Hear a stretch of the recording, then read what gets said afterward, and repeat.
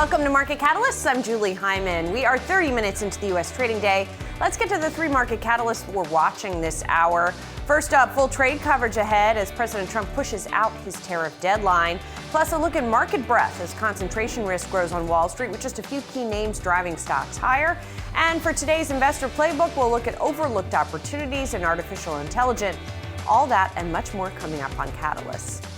But first, let's get a check on markets here. Taking a look at the major averages, not seeing much change at all today after declines yesterday spurred by a round of letters going out to the main U.S. trading partners in Asia ex-China, threatening tariff increases as of August 1st if those nations do not come to some kind of an agreement with the U.S. We've got the Dow today continuing those declines off by more than 50 points, but the S&P and the NASDAQ are little changed, a little treading water moment here in markets. In the bond market, meantime, let's take a look at yields. There, too, we're not seeing big changes across the board, but the trend has been higher over the past couple of days. The 10-year yield now sitting at 4.43%. Well, China warned President Trump against reigniting trade tensions Tuesday, threatening to retaliate against countries that made deals with the U.S. The warning coming after President Trump released a flurry of letters outlining new tariff rates effective August 1st. Among the most significant were Japan and South Korea, which faced 25% levies on imports from their countries. Joining me now, Matthew Goodman, director of the Geoeconomics Center at the Council on Foreign Relations and a former White House official responsible for Asian economic policy in both the George W. Bush and Obama administrations. Also joining me for the next couple of hours is Mark Malik, Siebert Financial CIO. So as we look, Matthew, at what is going on here with this latest round of back and forth, where do you think these and how do you think these negotiations now play out? Well, I think we're all getting used to this pattern of President Trump making threats to impose tariffs, then delaying them and giving people more chance to negotiate some kind of solution that will satisfy him. I think the question is, what kind of deal is going to be possible? Japan and Korea, I think, are scratching their heads because they've been working very hard to come up with a deal that will satisfy Trump, and they don't seem to be there. So it's all a little bit still kind of disorienting for a lot of people. Do you think that some of these countries are sort of willing to call the U.S. bluff and let those tariffs be imposed, or are they not really in a position to do that? Yeah, I mean, it's really hard for these countries because they are so dependent on the United States as a market, as a source of other economic goods and interactions, also as important allies. Japan and Korea are just critical allies in East Asia, dealing with all kinds of issues from North Korea to China. And they really need the U.S. engaged, and they have to find some way to satisfy Trump or find a way to live with these tariffs or work around them. I still think, August 1st is still a long way off. A lot can happen. It's not clear these tariffs are actually going to be imposed, but certainly Japan and Korea, I'm sure, are taking it seriously. And then, Matthew, I'm also curious what a win looks like. In other words, what was the trading deal look like with these countries before, and what would be an improvement on that?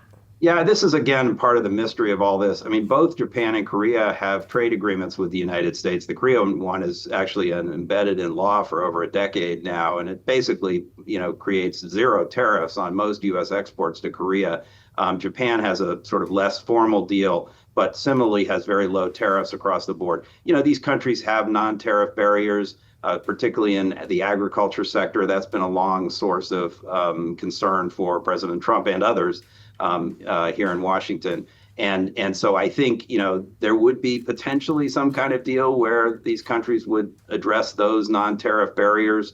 And I think they're willing to do that, purchase more American exports. But I just don't know that that's going to satisfy Trump as long as there are big trade imbalances and as long as it's useful for him to have some scapegoats to threaten with these kinds of tariffs. So it's just very hard to see how you get to a deal here. Mark, from a sort of investment perspective, what's interesting is in the beginning, when we were talking about all of these tariffs, we were having this discussion that we're now having with Matthew more often. In other words, why are we doing this? Particularly with some of our closest trading partners. That's from a market perspective, really seems to have receded.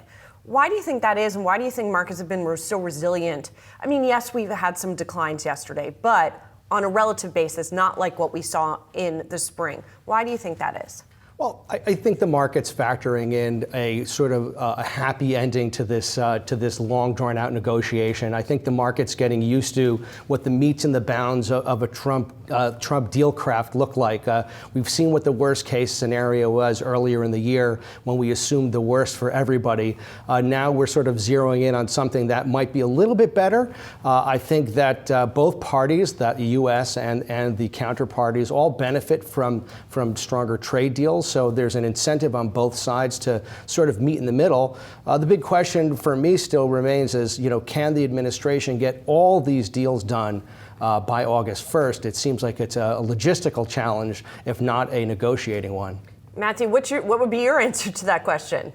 Yeah, I know it's a really good question. I think what you're likely to see is a few more deals. You've had the UK, Vietnam, and there are others that seem to be in the works with Japan, Korea, India, others. You could see some framework agreements. They're not going to be very specific. Even the UK deal, which has been signed, there's a lot of questions still about the details. So you could still get some sort of framework agreements. I think I expect that with a bunch more countries, and then probably delays again with other countries where there are negotiations underway. But then possibly imposing tariffs. And I think the markets maybe need to factor in the possibility that there are going to be higher tariffs. I mean, at a minimum, the 10% tariff. And then on some significant trading partners, some of these Southeast Asian countries are pretty important economies, and some of those tariffs may go into effect, and that's going to have an impact on the economy and prices. I mean, it seems more than a possibility. It seems a certainty that tariffs, if you factor in all of the tariffs that may be imposed, we're going to be at a higher tariff rate globally. No question. Right? I mean, our it's average just tariff, what it is. Yeah, our average tariff rate has already sort of gone from 3 to 13% or something, and that's likely to stay in that range, 10 to 15%, and that's real money. So what then is the economic impact? We talked about this a lot in the beginning when this tariff back and forth started. We've talked about it less now because the goalposts keep shifting. How should we think about that economic impact? Yeah, I mean, there have been estimates showing that it could cut as much as a percent of GDP, raise prices half to a percentage point, depending on, how far these things go. Some of these economies, as I say, are pretty significant trading partners and economies in their own right. And by the way, if Japan gets hit by this and doesn't grow, there you got the fourth largest economy in the world, already struggling to get some growth. But this could hurt then the global economy in indirect ways that I think we all need to sort of take stock of. So, Mark, I guess then that doesn't seem like a happy ending to the story to me. But I guess as long as it's a less unhappy ending than it seemed on so-called Liberation Day, then stocks are able to shrug it off? Yeah, I think that the markets have sort of factored in this sort of higher tariff world at this point. I think we've been assuming a 10% average tariff for some time now. And we have to remember that there are some tariffs that are in place today and that have been since a couple days after the inauguration. And we're all, expecting there to be some implications in possibly inflation, certainly in price increases, possibly even in corporate profitability. But we haven't seen that happen yet. So I think we're still on the watch for that type of stuff before we're able to sort of put real numbers on it. But again, the market sort of started out very widely, very broadly, this worst case, best case. And I think the market's starting to zero in. And I think the market has now trained itself on the president's deal craft, as I suggested earlier. And again, president's not looking to, sort of put these companies out of business, but to sort of better the trade position. Now, ultimately, what is that better trade position? We're going to have to see, and we're hopeful that they will come to a conclusion where both parties walk away feeling, equally not great. How's that? Yeah, we'll see how that goes. Matthew, Thank you so much. Mark, of course, is going to be with us for the morning. We got much more coming up ahead. Stay tuned. You're watching Market Catalyst.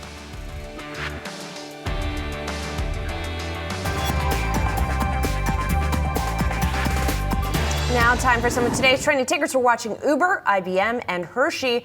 First up, Uber shares building on all-time highs hit during the session on Monday. Shares of the rideshare company have risen 60% year to date. That's despite competition from self-driving offerings like Waymo and Tesla, which of course kicked off its first self-driving vehicle rides in Austin last month. The shares now pulling back a little bit, but we have been seeing them hover near record highs. And also I should mention, Bank of America out with a note this morning and raising their price target on the stock to 115. You see it's just under 96 right now. They say it's based on a higher free cash flow multiple, and they're looking at other things. They say the tax and spending bill and the pullback in tax on tips could be good for Uber drivers and therefore good for Uber. They also said if they look at some of the background data that there is a booking acceleration for Uber rides. So that is interesting as well. Mark Malik is still with me here. It's interesting to see this move that we've seen in Uber to record highs, given, as I said, that there is this increasing competition in the robo-taxi industry. Yeah, I think that's sort of the general consensus, but I looked at it different. So Uber's been my pick for the robo-taxi play, right? So Uber has the brand, they have the technology, they have the footprint there already. They're not beholden to the capital expenditures that maybe a Tesla might have, or they got to put cars on the road where Uber can take cars Partner from with anywhere. whoever, yeah. Exactly. So they have that infrastructure there, and they've always been my clear play for the robo-taxi space. That doesn't mean that they're not going to get competition from Waymo, from Tesla, and possibly others. Even other car makers might get into it as well. However, I think they're best positioned to sort of move swiftly into where the markets go. They understand the market better than anybody, so that makes sense to me that they're in that spot. Have you taken a Waymo yet? Have I not? I've not, but I have been next to them and been very jealous of the people inside of them. I have not had a chance yet, but I'm looking forward to it. Yeah, definitely. Me too. I'm in the same boat. Yeah. Let's talk about IBM too. Also, speaking of stocks near record highs, announcing its first update to its Power line of chips for the first time in half a decade. The company says the new line of Power 11 chips and servers will be more energy efficient than their competitors. And later this year, they plan to integrate the new system with its AI chip called Spire. As I mentioned, this is another stock that has been climbing. It's up more than 30% year to date. It's trading, if not at a record high, certainly near a record high today. And Mark, this has been one of those that people called a value trap for years, and then has had a breakout under CEO Arvind Krishna that's been really interesting. Yeah, I mean, the complete landscape is changing, and IBM was always poised to take advantage of that landscape. I don't want to say right place, right time. I want to give them a little bit more credit than that. But IBM has certainly. I've had exposure to IBM for some time now. Certainly in the supercomputer space, they're definitely out there. They have the horsepower to go and compete with the servers that are out there right now, the super micros of the world. Everyone's screaming about super micro the last couple days, and because there is nothing there other than hopes of great success, which likely they'll have. However, there is some there with IBM who very much could compete, with the Supermicro, CoreWeave, and all these companies that are now astronomically valued that are all based on just hope. So IBM is a real solid one to have in there. It took a while to get some conviction on that because, as you said, it was looked at as a value trap. But suddenly I started to see it more of like a sleeping giant. And you start out with a small conviction, and we're here, and then they're realizing it, and they're proving it out right now. I'm excited to see how this one plays out. It's funny, we don't use the words blue chip as much anymore, right? But hearing you talk about it reminds me of that phrase, which we used to apply to these sort of what were viewed as sort of high quality workhorse names. And well, and in this environment, it's like comforting. It's a little bit comforting to have these, these blue chips, these these stocks that you grew up with and you know about them. You know that they're well-run companies. You know that they have the capital to make acquisitions and to sort of play in the space. And let's remember, IBM has footprints in every data center already. Right. So this is really just an extension of what they've been doing for years. So in this crazy market where we're trying to figure out crazy valuations, sure, we should be very comforted by the fact that there's a blue chip in the space, and we could look back to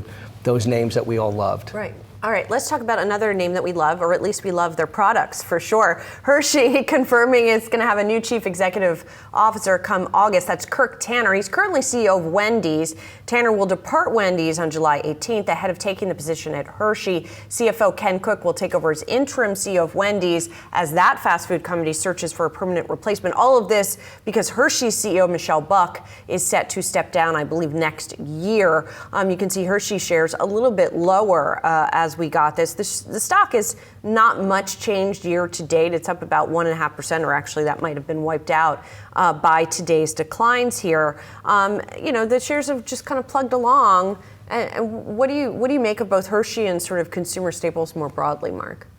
Challenging environment, right? Staples has not done great as a sector this year. Hershey's slightly underperformed the sector. Hershey's under a lot of challenge right now.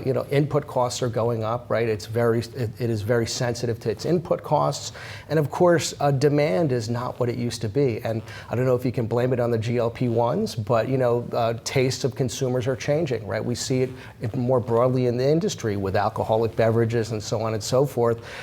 Tastes seem to be possibly going away for those from those sweets that we grew up, the blue chip sweets that we grew up with. But I'll never turn down a Hershey's Kiss. So yeah, who would? I actually grew up going to Hershey Park as well, so I got that aspect of going through the chocolate factory, or I don't know if it was the chocolate factory ride at the very least at Hershey Park. All right. In there myself. Yes. All right. You can scan the QR code below to track the best and worst performing stocks with Yahoo Finance's trading tickers page. Well, President Trump getting a big win when the Republican-controlled Congress passed his so-called Big Beautiful Bill.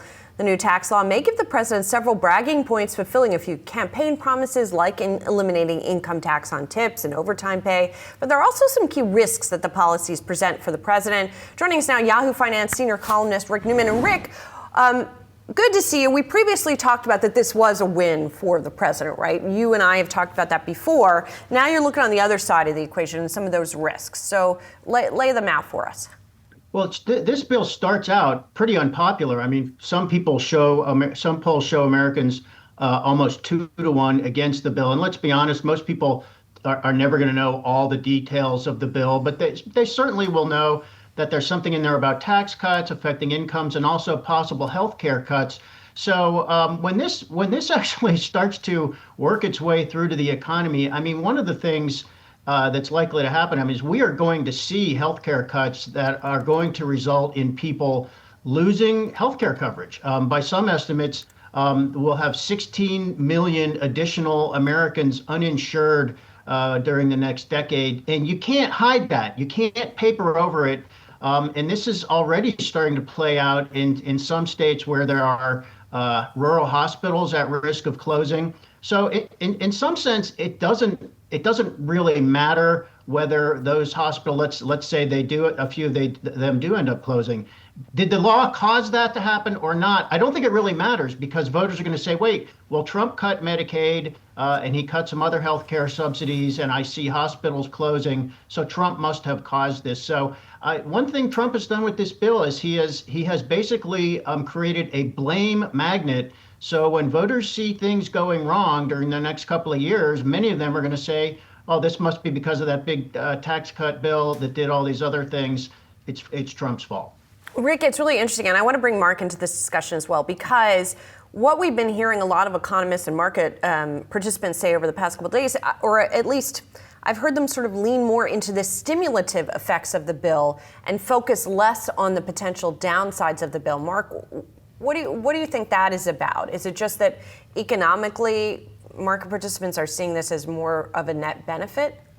Yeah, I mean, this is like the traditional supply side trade here, where, you do these big moves, and of course they have costs associated with them. You can't just suddenly cut your revenue as the government, but the potential return on that investment is all the consumption that we hope and investment that we hope to get on the other side. And that's sort of the traditional sort of academic view on that, and that started in the 80s with Reaganomics, et cetera. And I think there have been a lot of challenges challenges academically to that assertion.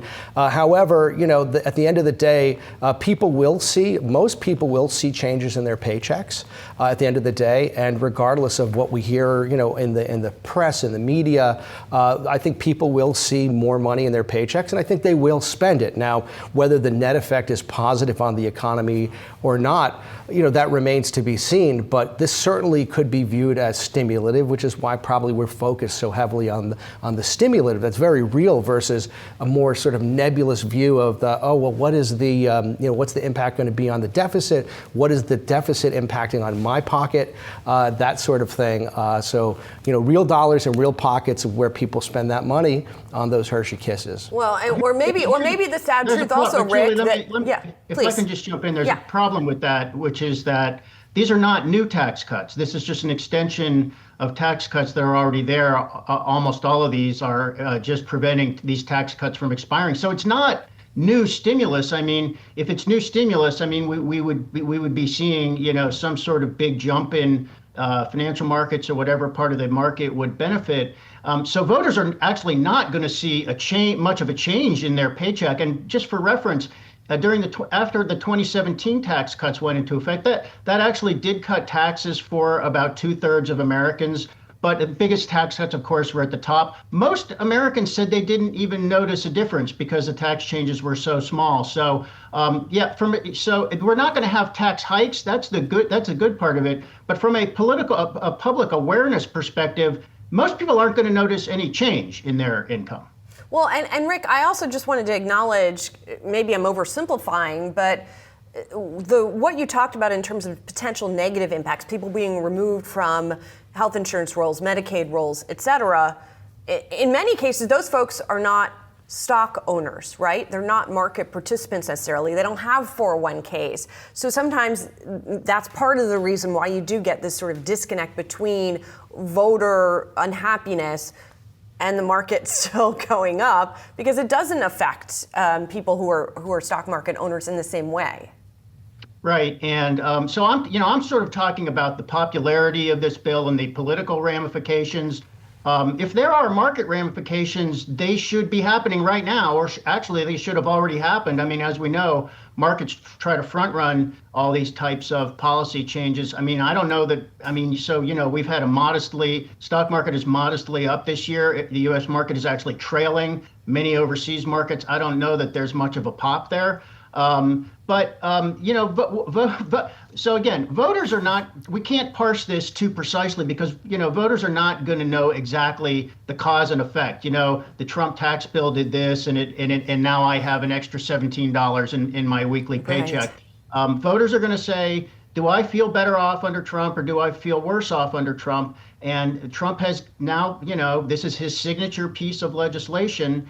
And whether it actually is an exact cause and effect or not, voters are going to say, well, this tax bill did it. So it's really a question of whether voters end up feeling better off a year from now when we're going into the 2026 midterms, and then how they feel in 3 years when we're going into the next presidential cycle. Yeah, we'll see easily how they're graded, perhaps. Have plenty of time to talk about it. Yes, we do, Rick. Thank you. And of course, Mark is going to stick with us. We got much more coming up. Stay tuned. You're watching Market Catalysts. 1 hour into the start of trading, let's go live to the NASDAQ to get a read on the biggest factors moving markets today. Joining us now, Allie Canal. Allie, what are you seeing? Hi, Julie. Well, unfortunately, we were not able to hold on the gains that we saw earlier this morning. We have the Dow Jones trading down around 0.3% or off about 100 points. The NASDAQ just below the flat line, and the S&P 500 also down about 0.1%. Earlier in today's trade, we saw the NASDAQ leading the way higher after that sell-off we saw yesterday. We'll see if we can recover over the next few hours of the trading session. I also want to zone in on 10-year Treasury yields because we are trading above 4.4%. And this is important to keep a close eye on because if you remember back in April on the heels of Trump's Liberation Day tariff announcements, we saw a significant spike, this rapid rise in longer term yields. That included the 10-year yield along with the 30-year yield. So that was cause for concern when it comes to investors. We saw that pressure, risk assets, U.S. equities. It's also a headwind for corporates that are looking to borrow money. So there's this ripple effect of longer term yields, but we've seen this steady march down since then. So the term premium has shrunk a bit. We have more clarity on the tax bill, a little bit of a de-escalation on the trade front, although that's reversing a bit today, which is perhaps why we're seeing this uptick in yields this morning. And we've also seen projections for Fed cuts recalibrate a bit. So at this point in time, it seems like the odds that we will get a July rate cut, that's essentially evaporated after we had that solid labor market report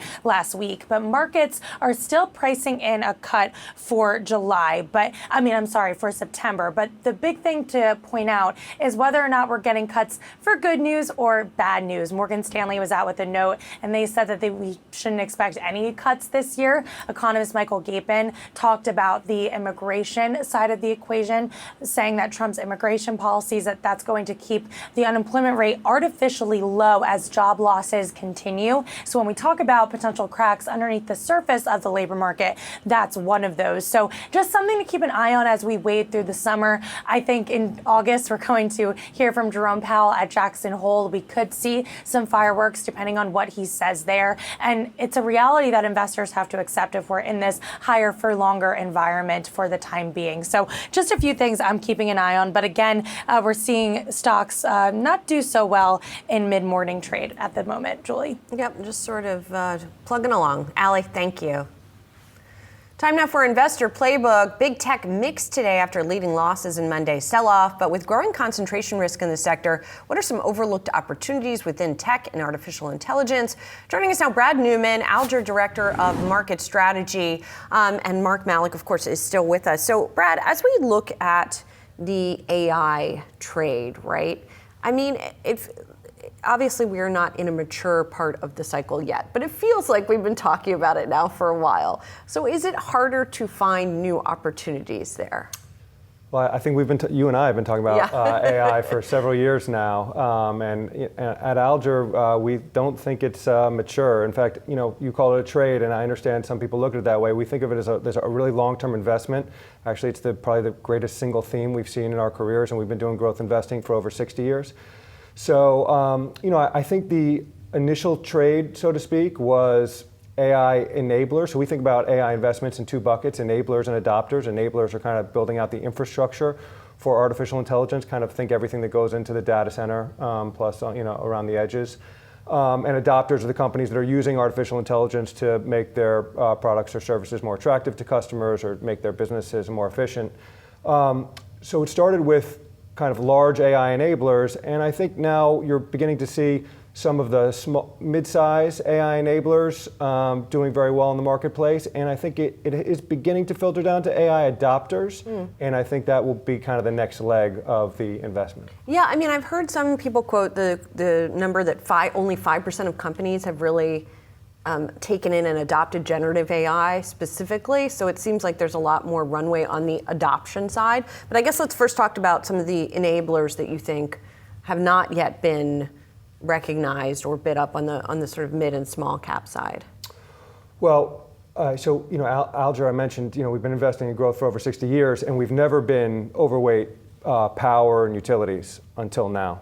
So, if you think about where we are in overall AI, when you search on a Google search and you get 10 blue links, and you then transition to sort of a large language model query, that uses 8 to 10 times the amount of power that Google search does.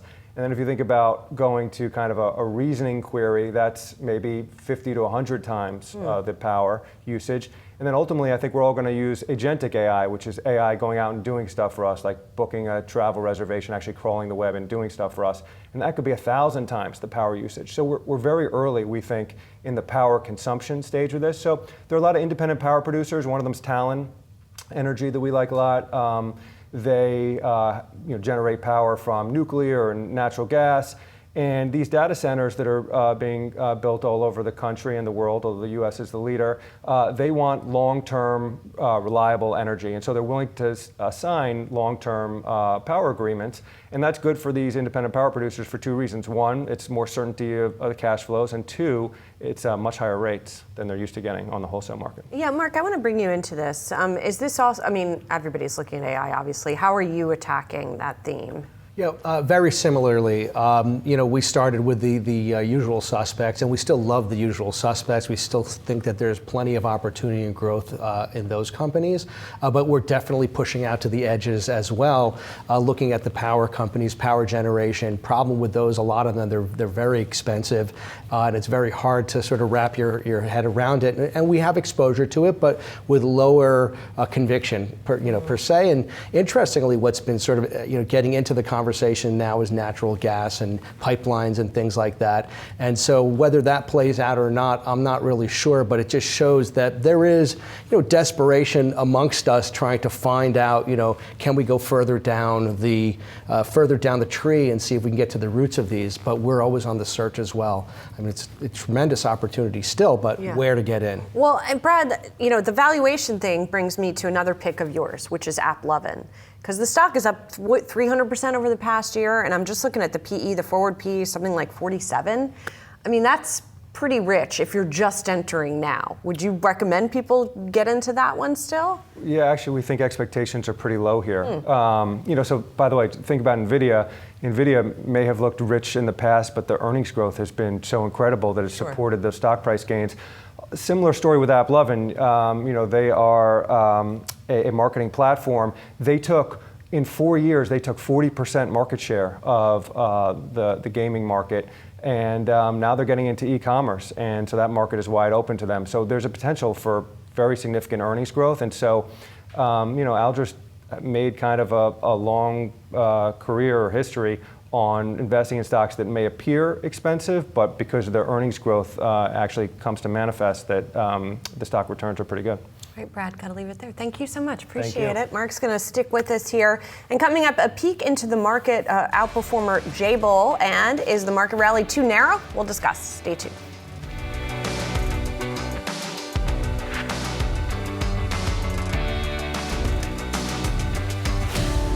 Shares of Jabil up over 50% year to date, and the U.S.-based global electronics manufacturing services company is showing strong performance across multiple time frames compared to major averages like the S&P 500.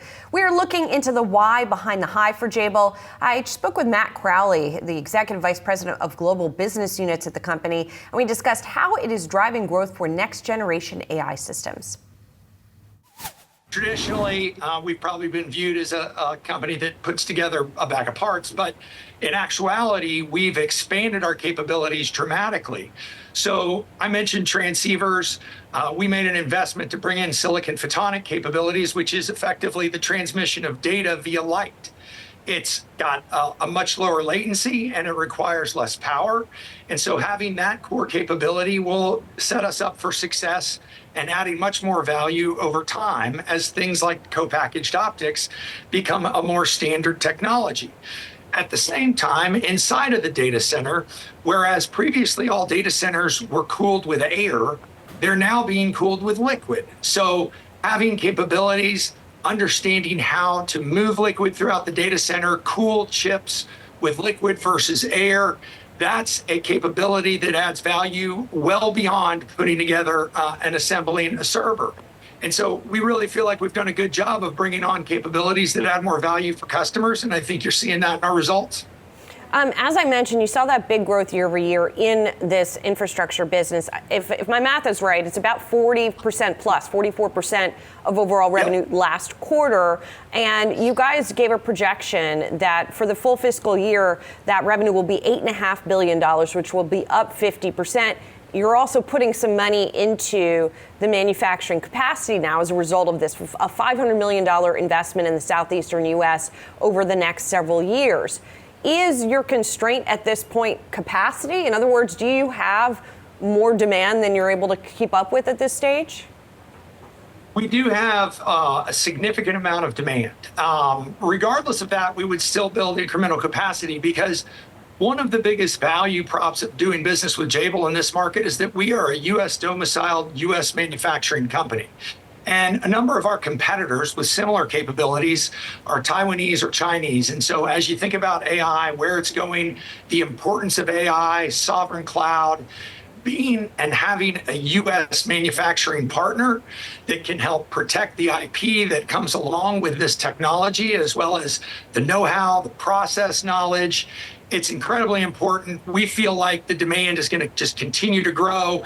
And so, yes, we're definitely pushing up against some capacity in the U.S. Having more capacity, we feel like, is going to be something that's going to be taken up pretty quickly.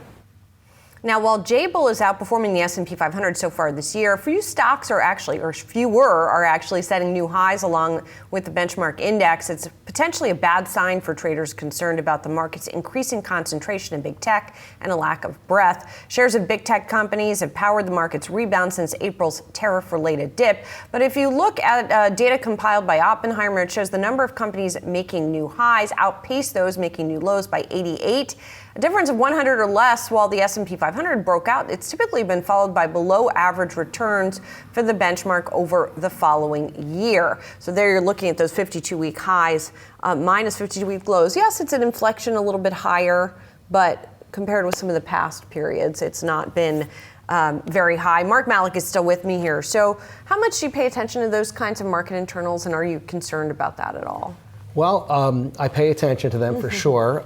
Whether I'm concerned about them, it depends. It depends on the situation, right? We had a situation where there were narrow gains later last year, and we were having the same conversation, you and I, last year, and then they broadened out, right? And so you have to think about why they broadened out, and whether they broadened out for the right reason, right? So there was definitely a shift out of those few companies that drove the S&P 500 in Q4 of last year. And that sort of drove up the valuations of sectors that probably shouldn't have gone up. They were going up for the wrong reasons. And so once sort of the AI trade began to pick up momentum again, we start to see them leading the market forward. And so, you have to think to yourself, okay, is that something that's portending some bad news for the broader market? Now, historically, there have been events where that has occurred, as the research pointed out. But in this case, in fact, I think the S&P, the broader S&P, may be sort of where it should be, and these stocks that are leading the way for the right reasons, right? Because they have this great opportunity that doesn't exist. It hasn't, and we can probably count on half of one hand the time that we've had a situation where you had such a blue ocean opportunity, and there are companies that are executing and they're getting into that space, and the dollars are coming in, and so all the flags are going in the right direction for them, and there's no reason to take a step back and say, oh, these stocks are leading the S&P higher for the wrong reasons. They're leading for the right reasons. And it's not breadth is not quite as narrow as it has been in past rallies. It's just being dominated, I guess, still by some of these big names. Yeah, so. And we're seeing distribution amongst them as well, right? So it's starting to Yes. spread out. Right. It's starting to get a little bit more spread out than only 2 or 3 names. Yes, good point. All right, Mark, stick with me. And coming up, we're going to talk to an analyst with a call on why casino stocks have a choppy 2025 ahead. Stay tuned.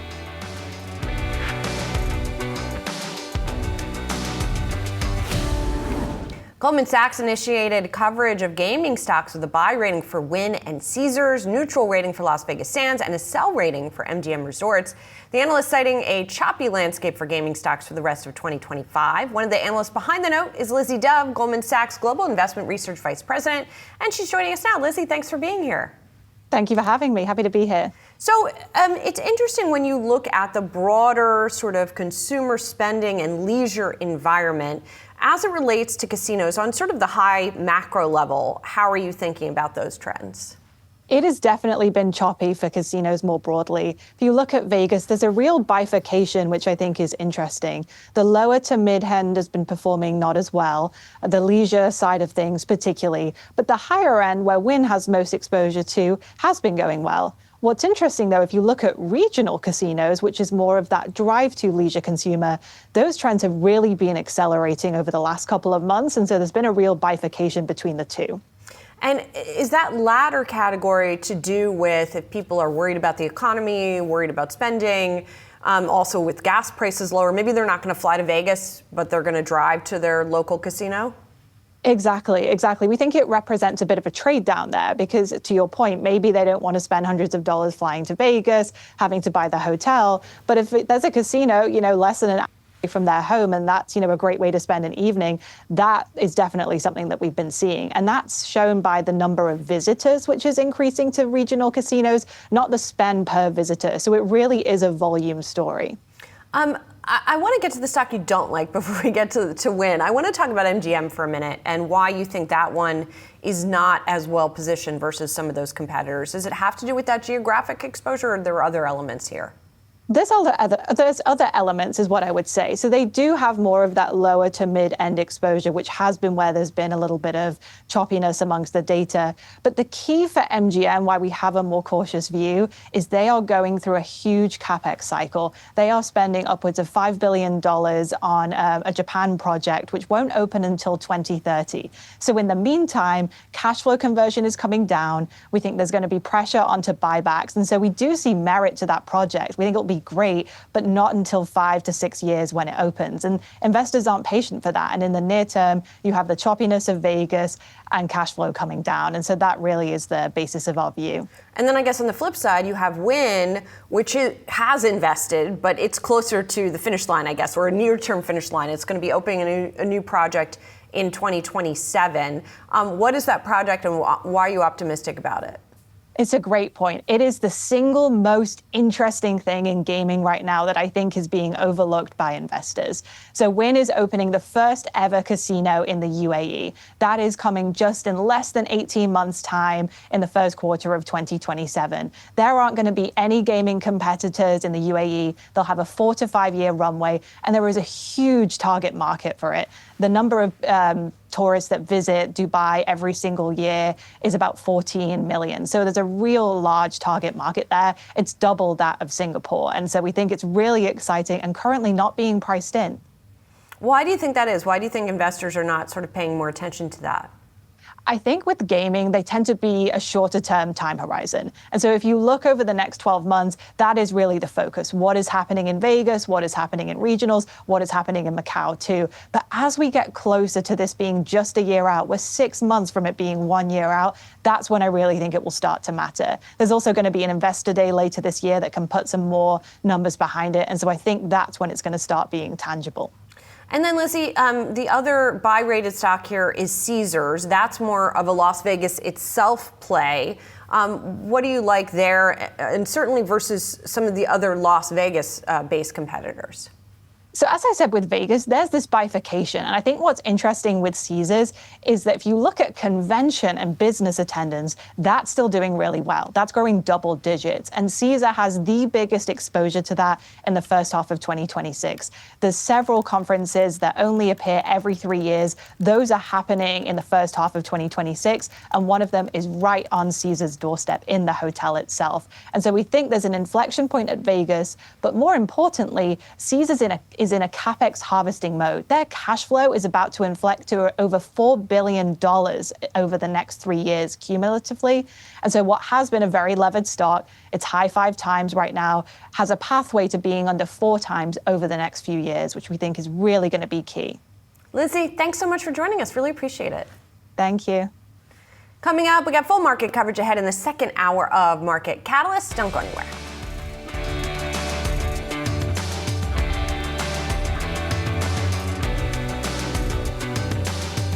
It's 90 minutes into the start of U.S. trading. I'm Julie Hyman. Let's get a check of the markets here as we take a look at the major averages. We've seen little movement today, and that is persisting. The Dow and the S&P are lower. The Dow off by about 150 points. It's only 1/3 of 1%. The Nasdaq very slightly higher here as we are sort of in this in-between phase, right? We have tariffs that may go into effect on August 1st if deals are not made, according to President Trump. We're also coming up to earnings season, but we're not quite there yet. So a lot of questions still unanswered. If you look at the bond market as well, we have been seeing yields trend higher over the past couple of days. The 10-year yield at 4.43%. And coming up this hour on Market Catalyst, we'll bring you the outlook for trade deals as President Trump pushes out his self-imposed deadline. Plus, Amazon's Prime shopping deals kicking off as the e-commerce giant extends its flagship event. What edge will it give the company? We'll discuss. And we get a read on the state of small businesses and how they have been viewing the latest trade developments. All that and more coming up on Market Catalysts. We start with big banks. They are set to report second quarter earnings next week. This as HSBC downgrades JP Morgan to reduce from hold with a new price target of $259. The analysts there citing a choppy macroeconomic environment for financials, also downgrading Bank of America and Goldman Sachs. To talk more about all of this and the outlook for banks is Ken Leon, CFRA Research Director of Equity Research. And still with us is Mark Malik, Siebert Financial CIO. So Ken, let's start with you and talk about that sort of macroeconomic backdrop for the big banks. What's your assessment of that and how it's going to feed through to earnings? Well, it's great to be here. And really, since the lows of April, the bank stocks, particularly the U.S. global banks, have strongly outperformed the S&P 500. They're up over 2x that. Additionally, we still have uncertainty. So it may be where you want to be more selective within the large banks, as noted, with the downgrades today. We were a little bit early downgrading JP Morgan and Bank of America a couple of weeks ago from buy to hold. We think really the delta for getting better fundamental performance and getting price performance is going to be the capital markets. And that's something we should be talking about because the opportunities for the second half of this year look to be very positive.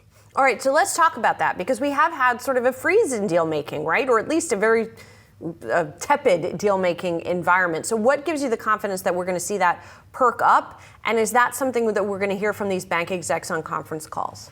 Sure. So as a global research director, I'm looking at all the markets around the world. We began to see opening in May in Hong Kong, and now we're beginning to see in IPOs, large-size deals in the U.S.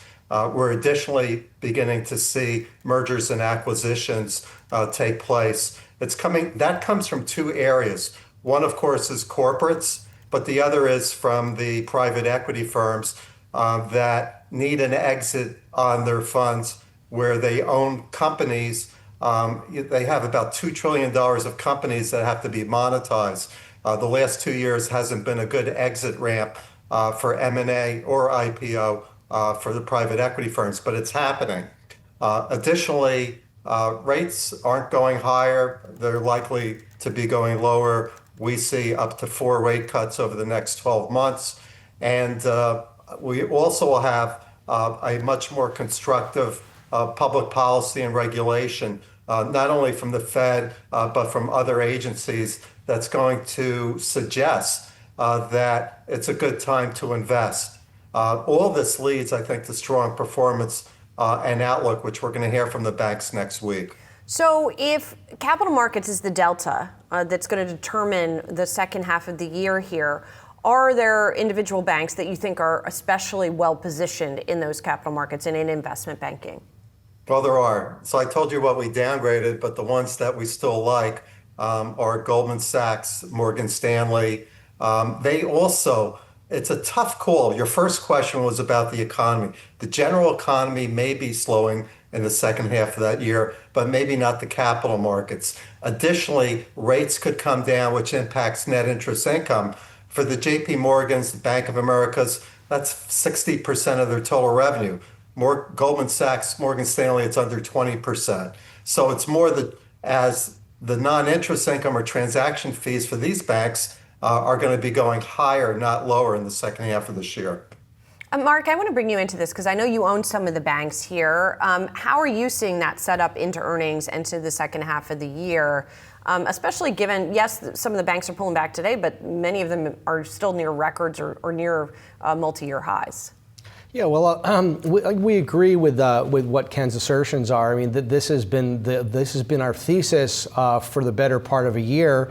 It hasn't fabricated yet. I think a lot of us were hoping for some of the transaction volume to pick up, hoping for interest rates to come down further, for net interest margins, and also, we have the market that's going higher now, so that means possibly higher fees on asset management. So all these things are certainly pointing in the right direction. The biggest challenge for us is the valuations. The market is already sort of factoring in some of that occurring. It's maybe hasn't happened as quickly as we would like to happen, but we do believe that there's still some upside from here. Like I said, it doesn't stop us from buying over here, but we just lower our conviction a little bit. When they were cheaper, we were buying a little bit more aggressively, but we're looking at it a little bit more long term. So whether it happens this quarter or next, we expect it ultimately will happen. All you need to do is walk up Park Avenue at 12:30 after midnight here, and you see lights on in all the buildings. That's a sign to me that the investment bankers are hard at work, working on deals right now. Yeah, burning the midnight oil, working on those deals maybe. Ken, I want to toss that valuation question to you here and how you're thinking about that in this current environment when we've seen a run in many of the banks. Yeah, so we're overweighted the financial sector. The large banks are critical. The banks do, because of valuation on any metrics, need to have earn their way in that valuation. But Julie, we haven't talked about another factor that's very significant, and that's what we saw last week with the Fed stress test. The banks are now able to have a lower buffer or a reserve of capital, and we saw each of these banks announce increased dividends. Goldman Sachs was 33% increase. Most of the others were like 7 to 12%. So the return of capital and total return is important, and it's also confidence about their business. I think the Trump administration sees these large banks as really a linchpin to help stimulate the general economy, whether it be for commercial loans or other areas. So, and the last point is these banks have durable recurring businesses, which with higher market prices are going to have great results, and that would be asset management and wealth management. Both of these are key franchises, not only for Goldman and Morgan Stanley, but several of the other banks. Besides the two I mentioned we also have a buy on Citi. It's always been more on the low, cheaper valuation curve of this group, and they're doing well on their restructuring. Just quickly, Ken, what is the key thing that you think we need to hear on conference calls from those bank executives? I think visibility and their confidence that even with the tariffs that they're able to do business and also talk about in different areas of the capital markets, the pipeline, the confidence that they have that we're getting back not to a crazy risk-on environment, but a normalized environment. You have to remember, back in April, if I was on media, the world was coming to the end, and these banks were going to be in trouble because of the high uncertainty. We haven't seen that. So I think confidence, normalized outlook, stronger second half, I would stay the course. Ken, it's always great to see you. Thank you so much for joining us.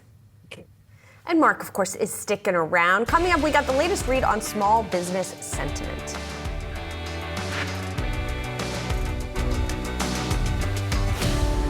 Small business sentiment held relatively steady in June, according to the latest read from the NFIB. Small business optimism came in at 98.6, down just 0.2 percentage point month over month, and just 0.6% higher than the 50-year average. For a closer look at the data, Bill Dunkelberg is joining us. He's NFIB chief economist. Bill, it's good to see you here. So just sort of big picture, what stands out to you in this data, considering that the headline number was not much changed?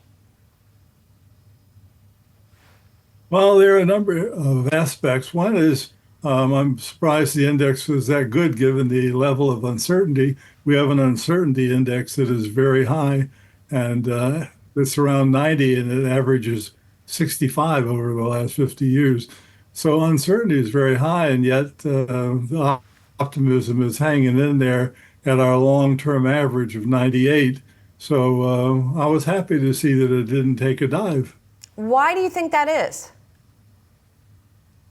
Well, that's a good question. One is that the sales haven't been too bad. Real sales have held up reasonably well. And so that's a good thing.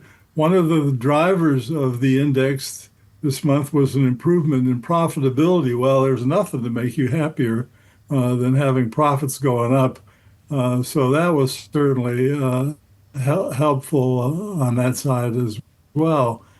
A negative on the index was inventory imbalance. And I don't know how to interpret that these days, because with all of the changes going on with our trading partners, I don't know where we are on that, but it suggests that we're not ready to accumulate a lot more right now. And so that would be bad news, of course, for GDP growth, since inventory investment is often a large part of the growth picture, since it's very volatile. Yeah, on the subject of tariffs, I want to play for you a clip of an interview that we did yesterday with Payoneer CEO John Kaplan. Now, this is a company that caters to small and mid-sized businesses globally, and they did some survey work on tariffs. So I want to listen to what he had to say and then get your reaction.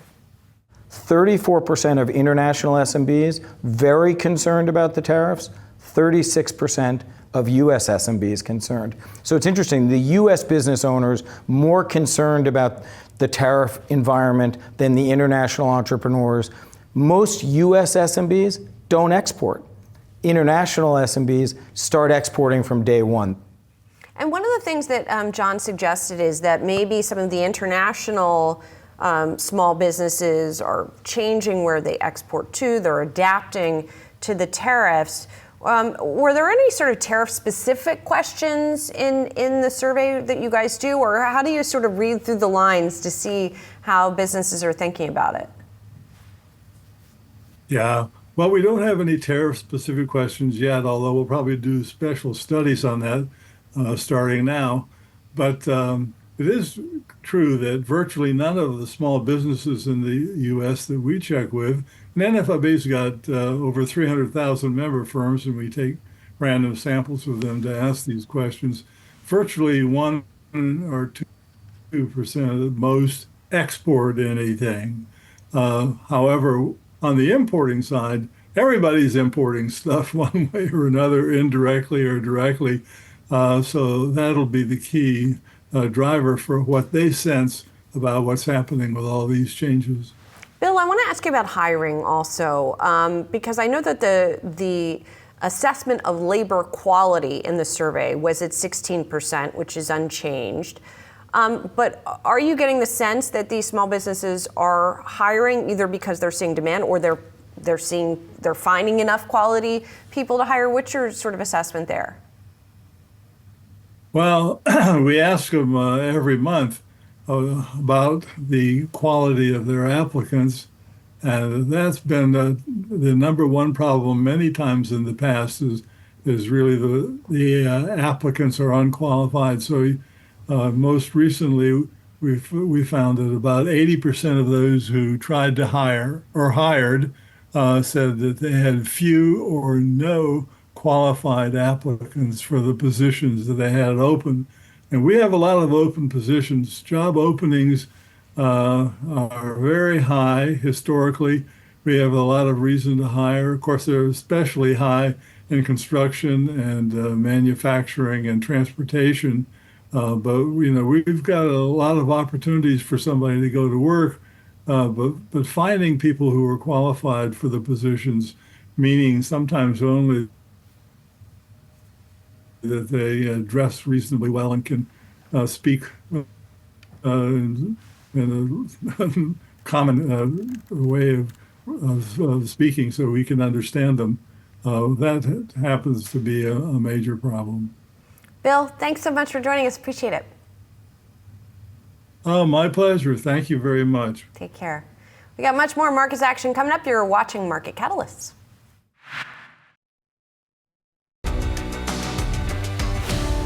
Nearly 2 hours into the start of trading, investors monitoring the latest trade headlines from the White House and some fresh survey data from the New York Fed.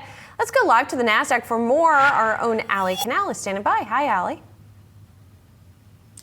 Hi, Julie. Well, we're seeing markets still struggling a bit, unable to recover from those losses that we saw on Monday. We're seeing losses led by the Dow, down around 0.3% or roughly 140 points. The NASDAQ Composite and the S&P 500 are both off around 0.1%. But you mentioned that New York Fed survey, and that's giving us a good indication of where consumers' heads are right now when we talk about different indicators like inflation and the labor market. And let's start with inflation, because short-term inflation expectations, according to this survey for the month of June, that ticked down to 3%. It's actually the lowest since early 2024. And then we had medium and long-term views remaining stable. On top of that, inflation uncertainty and the range of responses both narrowed. This suggests that households are growing more confident that price pressures are easing. And then if we flip over to the labor market side, there's good news there too. The probability of losing one's job in the next year, that fell to just 14%. That's the lowest reading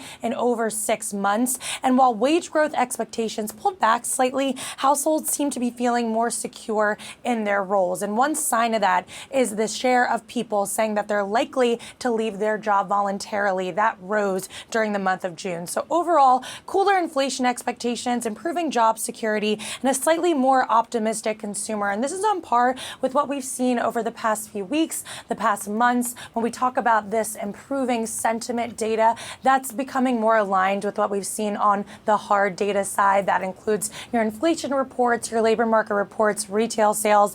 That's all come in roughly in line with expectations, in some cases actually exceeding expectations. Now, that doesn't mean we're out of the woods yet. There are certainly a lot of risks heading into the summer, one being the tariff picture. We don't quite know how that's going to work its way through the economy at this point, but it shows how consumers are reacting to a lot of the macro headlines out there. And we're in an environment where stocks are trading near record highs. We had Goldman Sachs and Bank of America recently boosting their respective S&P 500 targets. We're heading into earnings season where there's a pretty low bar at this point. So all things considered, the setup looks stronger heading into the back of the year, half of the year, I should say, certainly stronger than it did a few months ago. But of course, Julie, we'll have to wait and see how this all plays out. Right. Allie, thank you.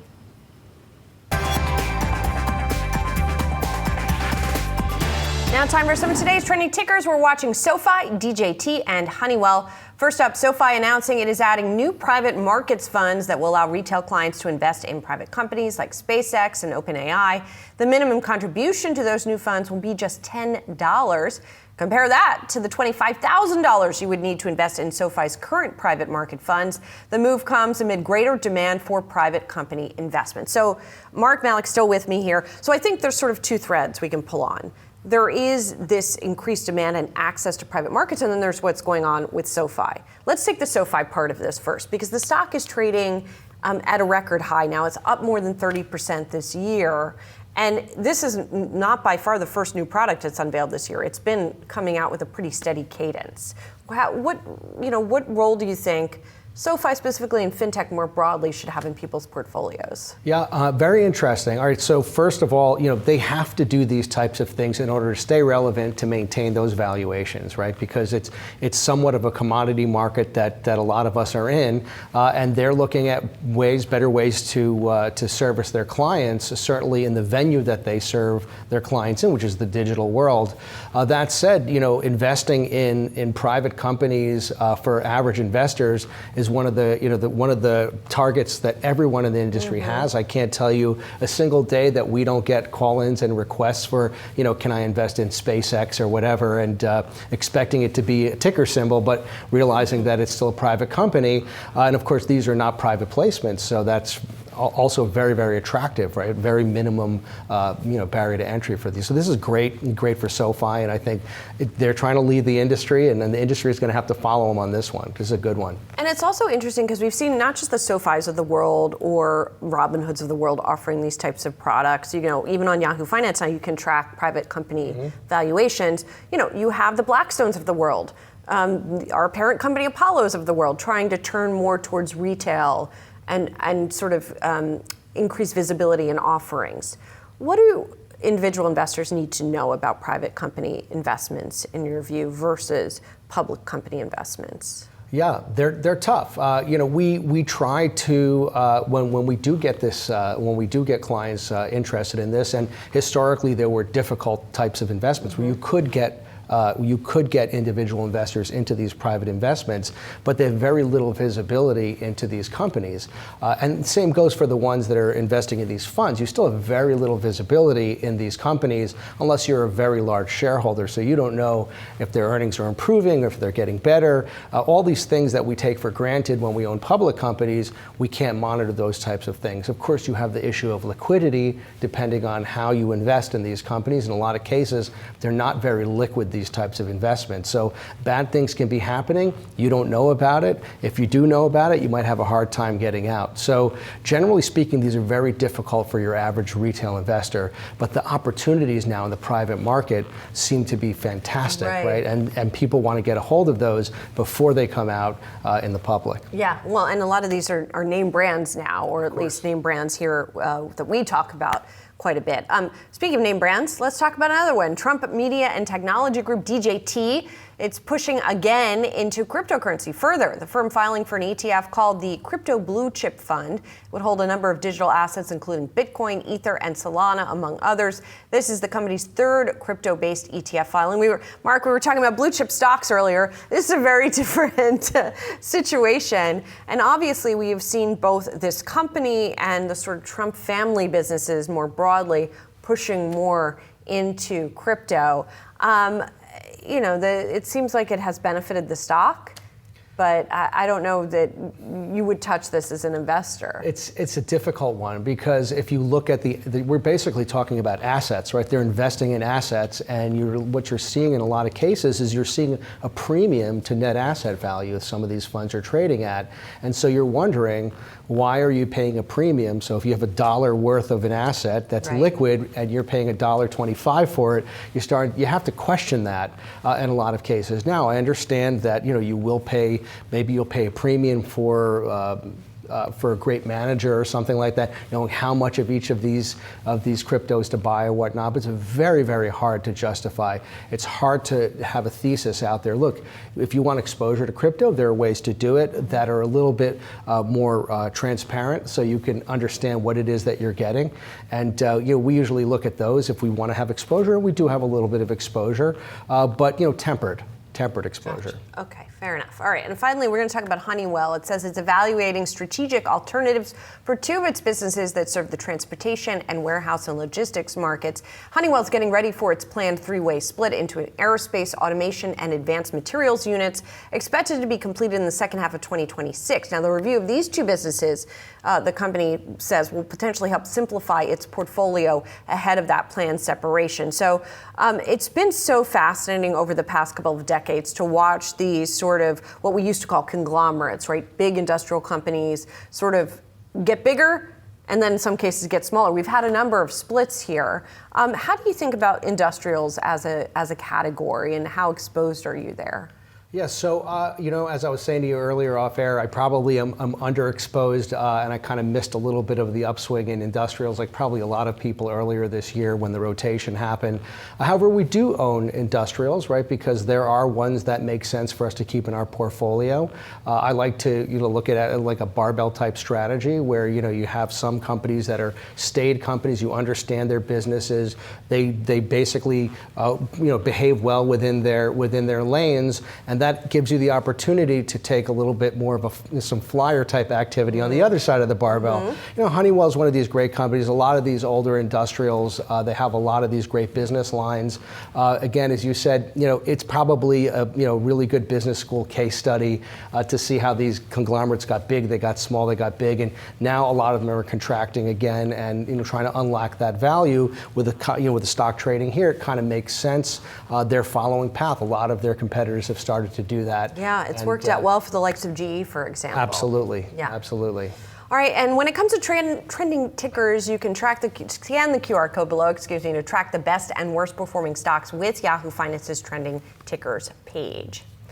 Amazon Prime Day, or rather Prime Days, off to a somewhat slower start, according to one report. According to Momentum Commerce, which manages Amazon sales for dozens of brands, Prime Day sales during the first 4 hours of the event were down about 14% from a year earlier. The week start comes after Amazon doubled the length of its annual deal bonanza to 4 days, up from 2 in 2024. So how important is Prime Day for Amazon's bottom line? Should investors be worried? Should they see it as a catalyst? Gil Luria is with us, D.A. Davidson, head of technology research. Joining you now, Mark Malik, still with us, Seabird Financial. Gil, it's great to see you as always. Is it just that this thing is more diffuse now, that it's a few days long, that people aren't as motivated to jump in to get those early deals? Well, first of all, it's an apples to oranges comparison just because they have expanded Prime Day to Prime Days. So judging by a few hours may not give us indication how things are going, not to mention the fact that that particular service doesn't see all the volume. I just looked at my Amazon app and I had the Apple Watch at 30% off, the Galaxy folding phone 45% off, Bose headphones 43% off. That's probably not captured by that particular view. So A, it's extended, B, that's a limited view, and C, there's a bigger picture here. Prime Days has now become what Singles Day was in China, where other retailers are participating with their big sales around the same days. So it's a big boost for overall e-commerce. Amazon will get more than their fair share, though. Well, I mean, to your point, Gil, it's funny. I have a couple of websites that I like to look at that give recommendations for products, right, across Amazon and other stuff. And their Amazon Prime Day recommendations include a lot of other retailers. It's not even just Amazon anymore. So how much of a boost is this for Amazon itself? I mean, as you said, it's now sort of institutional, right? And so what does it do for the company? How should investors be thinking about it? It's a positive because they're stimulating demand at a time where otherwise there wouldn't be demand, right? The reason we picked these few days is that otherwise we wouldn't be shopping. We're not at back to school. We're not summer shopping. So that's why they pick these days to stimulate the demand. And let's not forget, they're stimulating demand at a time where the consumer is still strong, right? You've been talking about this earlier in the show. The consumer is still strong. Unemployment's still low. Inflation hasn't picked up. And so this is a very good time for them to generate demand that wouldn't have been there otherwise. So this is a good thing for Amazon. And the other thing to remember is that unlike other retailers that have to take a cleaver when they're doing promotions, because it has to be consistent, or at least somewhat consistent between stores, Apple has a scalpel full of promotions. They can give you very different promotions than they give me, based on very established shopping patterns that you and I have, so they can really capture transactions that they wouldn't have been able to get otherwise by promoting it as Prime Days. Yeah, that's really interesting and a good point.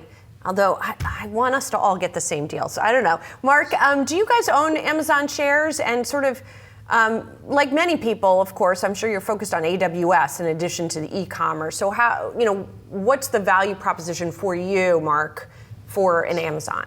Yeah, so Amazon has been one of those ever holders of ours, and we have so many reasons to like that stock, the least of which is everything we've been talking about the last couple of moments here. There is nobody better at doing targeted retail than Amazon. They know their clients, they know the right days, they know the times of days that they can get that, get that product in front of their clients, and they use that data very, very effectively. So if you want to have exposure to retail in that space, it's a winner all around. But of course, we have the cherries on top, all the other things that they've been working on. AWS, of course, is a huge part of the value proposition for owning that stock. And they continue every single quarter to do very, very well with that stock. They played in this space. They were the first in this space. They remain relevant now that there's plenty of competition out there. They're still relevant and they're still innovating. So, for us, it's just their thumbs up on pretty much all their business lines. All of that said, Gil, the stock is little changed year to date. What do you think is going to be the next catalyst for it to push ahead? AWS will continue to do phenomenally well. the leverage they have to AI is really just starting to show up. Let's not forget it. Microsoft Azure had a big head start with AI facilitation, with renting out GPUs because of their relationship with OpenAI. AWS has now caught up. It can offer all the same services. The growth at AWS is still strong, and it could accelerate from here as more of their customers seek more AI compute capacity, which Amazon can provide with their own chips as well as with NVIDIA chips. So that business accelerating. You just showed a breakout of revenue. That underrepresents AWS. AWS is a much higher margin business, therefore represents much more of the profits of Amazon and growing faster. And again, in fact, has a chance to accelerate. So that's going to be the catalyst as investors get comfortable with the fact that Microsoft Azure is not the only winner. Amazon AWS is going to be a very big winner in AI facilitation, probably one of the biggest ones. And by the way, Amazon earnings, just for folks who are watching, August 7th is the date that they are due. So we'll learn more about how the latest on how they've been doing with AWS. Gil, while we have you, I want to switch gears and ask you about another story that we have been watching closely, and that is the AI talent arms race. We got another development in it today. Meta, according to the Wall Street Journal and Bloomberg, have hired this guy from Apple, who is the latest person to jump over to work on AI. What's your assessment of how Meta has been doing in that department in terms, I mean, they seem to really be the most aggressive or one of the most aggressive with hiring, and they're paying up reportedly to do that. Is that the right strategy? They have to. So up until a year ago, they had the lead in open source AI frontier models with the Llama 3. And it looked like they were going to be able to build on that lead. Llama 4 was a failure, however. And now the leading open source AI models are the Chinese models.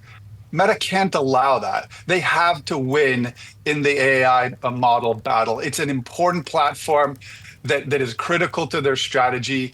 And Mark Zuckerberg is not going to roll over. He will hire whoever he needs, clearly, at whatever compensation level he needs to pay them in order to win the battle for open source. OpenAI, Anthropic, Google are competing for the closed source AI models, frontier models, big, large language models. The open source battle is still open, and it's unlikely that we're going to have a Chinese winner there. That means Meta is in a great position. Their main competition is really Elon Musk with XAI. So what we have here are the two biggest believers, the maximalists, the three biggest believers. The maximalists are Sam Altman, Elon Musk, and Mark Zuckerberg. They're willing to do anything. The more cautious, optimistic companies are Amazon, Microsoft, and Google, who are investing a lot, but not also throwing $100 million signing bonuses. Makes me reconsider my life choices. Should have gotten that math PhD when I was in college. Yeah, you're not the only one. So Mark, one final one to you then. Do you invest in the so-called maximalists, or do you look at the more sort of cautious, or maybe another word would be rational players in this? Well, we're fortunate to have access to all of them. So, I'm playing sort of both sides of that card. This is do or die for Meta, and they recognize it, and we have faith that they're gonna do well with this on this endeavor. And again, there's very different uses for all these different companies. But in order to make that big, beautiful world that we're talking an awful lot about and investing a lot in, we need these companies to be doing this type of activity. So I'm not surprised to see this at all. And all of us need to, I guess, go back and get more degrees and letters behind our names. Gil, thank you so much. Mark's going to stick with us. Gil, always great to see you. Thank you. Thank you. Coming up, we'll hear from Cisco President and Chief Product Officer on how the company is joining, speaking of which, the AI revolution. The early bird catches the gains. This is Morning Brief Market Sunrise. Live from London, we deliver an early read on global markets, from overnight action in Asia to real-time sentiment across Europe's major trading desks and a live look at US futures. We cover the stories to help you, the individual investor, get the edge with actionable financial information and unbeatable context. So grab that coffee, tap in, and let's own the morning.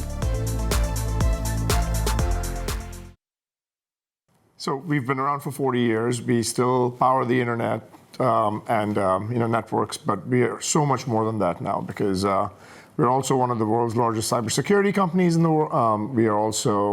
We acquired Splunk, so we have a lot of kind of data and log management and all of those aspects of the business. Collaboration is a big business for us, so WebEx and telepresence, which used to be what it was known for, is now kind of a very immersive experience that you have in the rooms as you get into this hybrid work mode, although it's nice to be in person.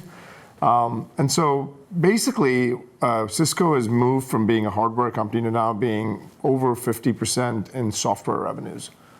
Now, I'd say subscription revenues rather than software. Yeah. So I was looking at your website, and there's a banner on there which promotes your presence in AI. It actually says Cisco is where the hype ends and meaningful help begins. What does that actually mean?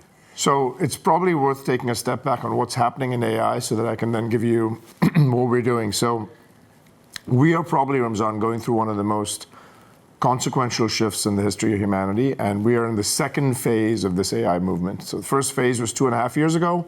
You had ChatGPT that came out, and you had these chatbots that were able to answer questions intelligently for us, and it kind of felt like magic. 2.5 years ago, we're now at the stage where we're going to the next phase, which is instead of chatbots answering questions intelligently, we're going to agents being able to conduct tasks and jobs almost fully autonomously on behalf of humans. And this will fundamentally change kind of the entire throughput capacity per capita exponentially. So what chatbots were probably 10 to 20% improvements in productivity, this will be 10 to 20x improvements in productivity, if not 100 to 200x. And so I feel like there's going to be a massive kind of surge of productivity that'll happen. And these autonomous agents are going to be proactive in nature. Today, you see these autonomous agents that might operate for about 20 minutes by themselves. Think about deep research. You ask it a question, it goes out and does some work, comes back to you with a consolidated answer. Over time, it might be 2 days, might be 2 weeks, might be 2 months, might be 2 quarters. The longer the time it takes, the more progress we'll be able to have. And I feel like one of the most underhyped aspects of AI is this notion of, original insights that can now be generated with AI that we could never generate in the past, that can allow us to solve problems that we could never, imagine. So then the question is, what are the constraints? Why doesn't every person have the benefit of AI? It's because one of the big constraints is infrastructure, and one of the other big deficits is trust, people trusting these systems. On the infrastructure side, there's 3 big constraints. There's power, compute, and network bandwidth. And then on the trust side is safety and security.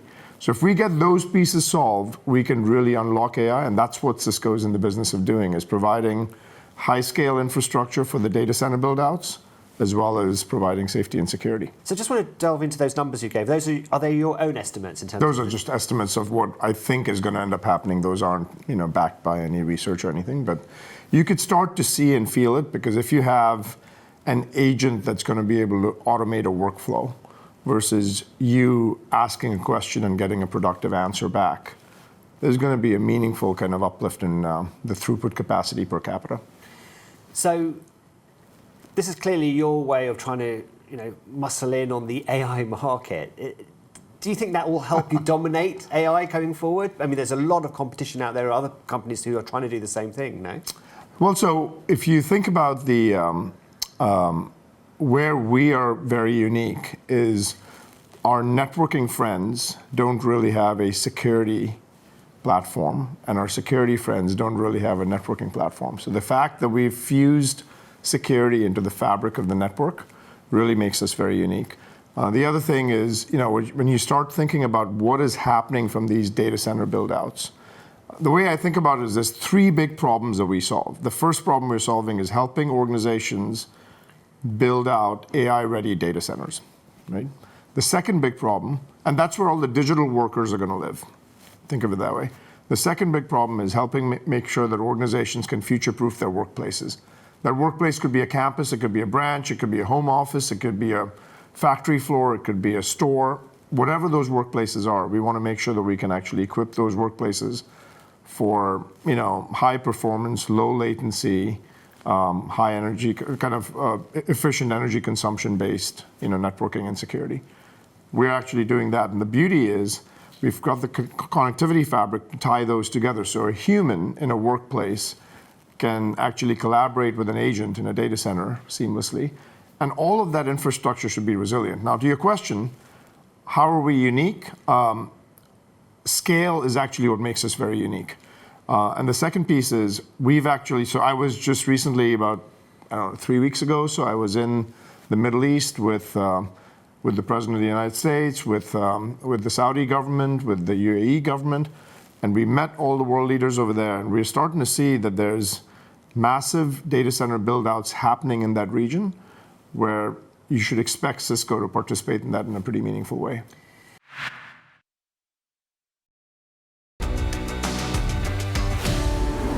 Well, with the time we have left, let's dive into one of Mark Malik's hot takes, which is that investors need to stay sharp in July. We should know, by the way, July since 2000 has been the third best month for the S&P 500.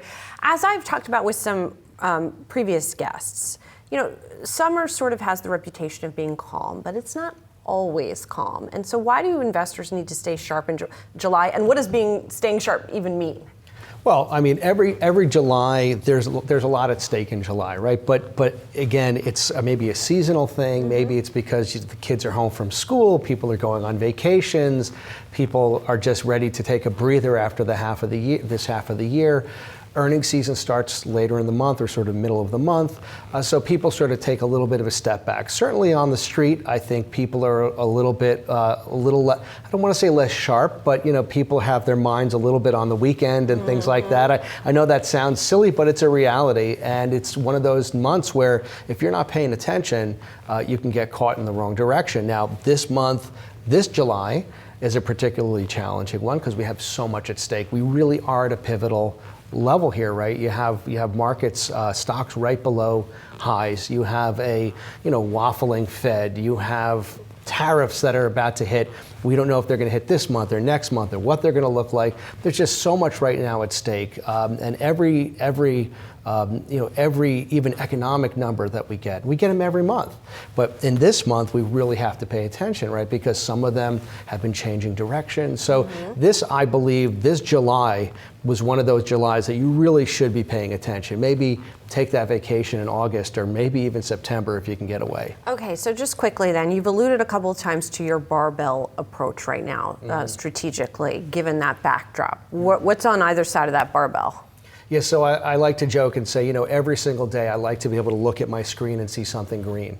And so, there are we talked a lot about these blue chips and these companies that have solid management, they have solid earnings growth, not the type of growth that would get you really excited, but they deliver. And if they continue to deliver and they have quality earnings, these stocks will do well over time. They have their little ups and their little downs, but for the most part, they really give ballast to your portfolio.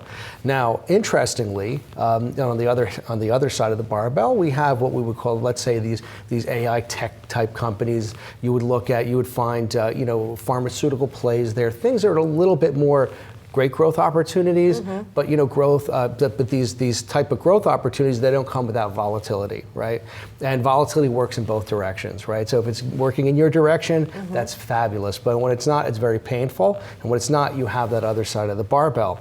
What's very interesting is some of those companies that were at one point the more growthy type companies are now starting to look a little bit more like the staid old companies like Apple, like, even Microsoft, right? That's a great growth story there too. Right. But solid earnings growth. It's not growing the way Nvidia is growing, but it still has very solid growth. So does Apple. So, So it still belongs on that other side. Still belongs on the other side. So you can kind of have your cake and eat it too, maybe. Gotcha. All right, and well, sneaking over your shoulder, I see there is some green on your screen, so I There guess is some green. it's working for today. Indeed. Mark Malik, thank you so much Thank for being you. here today. Thank you Really for having me. appreciate it. And that's it for Market Catalyst. I'm Julie Hyman. Thanks for watching. We got more Yahoo Finance coming up.